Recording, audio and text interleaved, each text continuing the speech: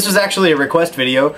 Somebody asked me to post a video on the different things that you can do with opening and closing a hi-hat. So I'm going to give you a few ideas and how to execute this, and here we go. Okay, so the first thing we're going to talk about is what kind of sound you can get out of the hi-hat by opening and closing. Again, as we've talked about in the past, the hi-hat has two basic areas of impact that you're going to hit with your stick.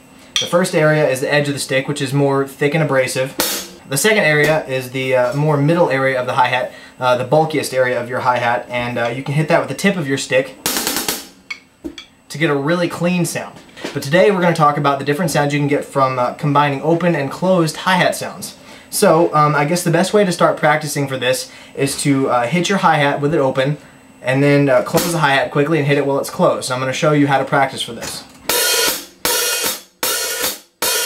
Alright, all I'm doing is opening the hi-hat and striking on the side of my stick with the side of the hi-hat, the side, with it open, and then closing the hi-hat and striking it again while it's closed. And so now the next step to practicing with opening and closing your hi-hat, what I want you to do is start matching your hi-hat hits with your bass, just like this. Once you've done that, you kind of have the feel for how that's going to feel, and then start opening and closing your hi-hat back and forth like you did the first time when we were practicing this, and it's going to sound something like this.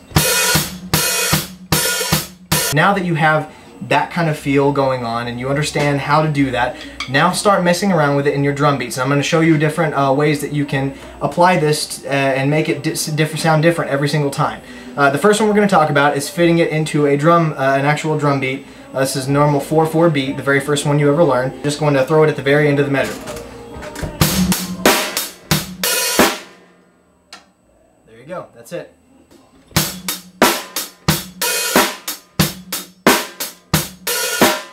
Okay, if you'll notice, the only different thing that I'm doing is I'm striking the hi-hat as it opens and again as it closes.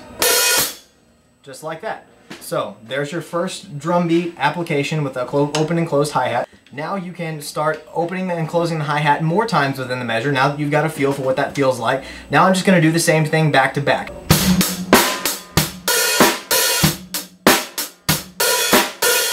And remember, I'm opening the hi-hat when I strike and closing it at the same time as I strike the next time around. That way, you're not hitting the hi-hat over and over again.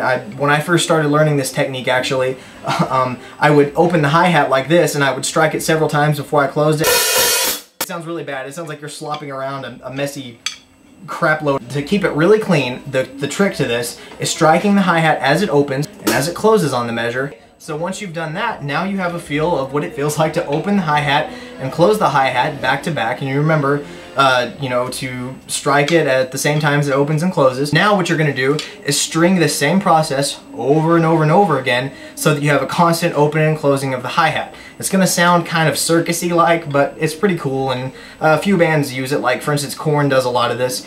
Where you open and close the hi-hat continuously, and I'm going to show you how to do that now. We're just going to practice the same thing we've been doing, only completely back-to-back continuously. Remember when I'm showing you this, that this is not the only places that you can fit the hi-hat opening and closing. This is just a few areas to kind of give you an idea of what it's going to sound or feel like.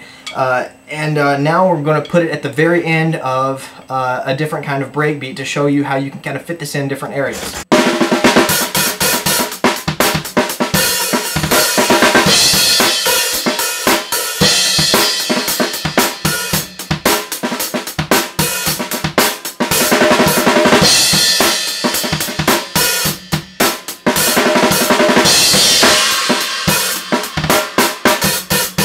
Okay, so now that you've got that incorporated into drum beats, we're going to work on another method of hitting the open hi-hat and closing it quickly to create this biting sound, this really sharp, edgy sound. And it's going to sound like this.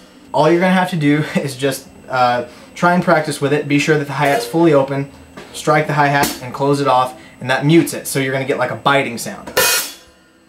Alright, you can fit that into drum beats in coordination with your bass to get a really strong bite sound.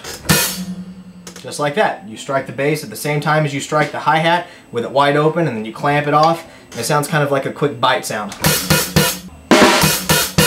So there you have it, a couple different ways to incorporate open and closed hi-hats, and how to practice for the different ways that you play on that to get the optimum sound out of your open and closed hi-hat experience. Thank you very much for watching. Spikeydrummer. Goodbye.